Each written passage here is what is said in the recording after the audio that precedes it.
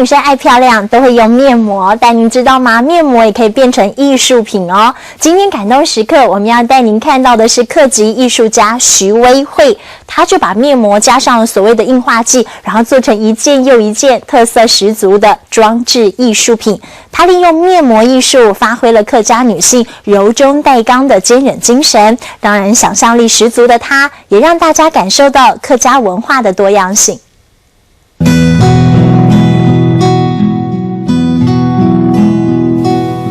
留住青春岁月的面膜，在徐威慧手里也能变成一件又一件的装置艺术品。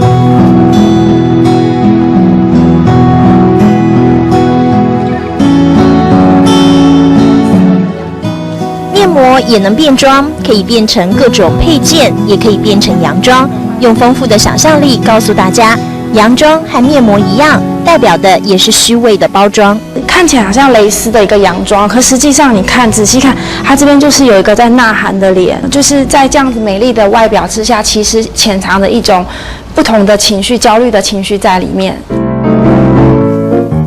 波波的一张面膜在敷脸的时候给了他灵感，拿面膜做材料，放在手里，用巧手在拿捏之间就能塑形。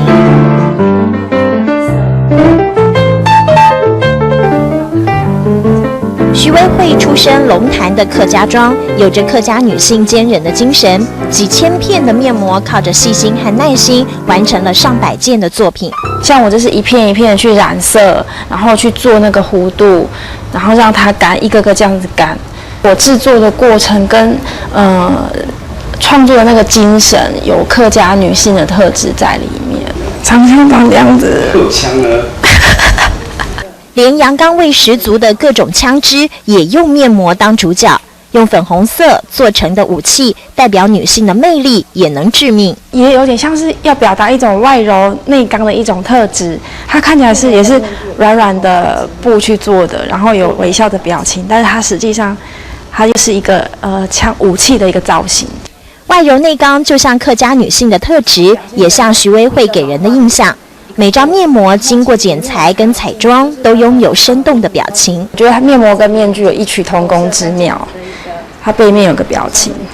面膜不但活了起来，不同颜色也代表不同的年龄，它让面膜有了生命，表现人的皮肤一个老化的一个过程。然后其实里面我常有镜子，就是观众在看我作品的时候，其实会看到自己的眼睛投射在这样子的一个脸孔，就好像有点看到自己老化的那一个表情。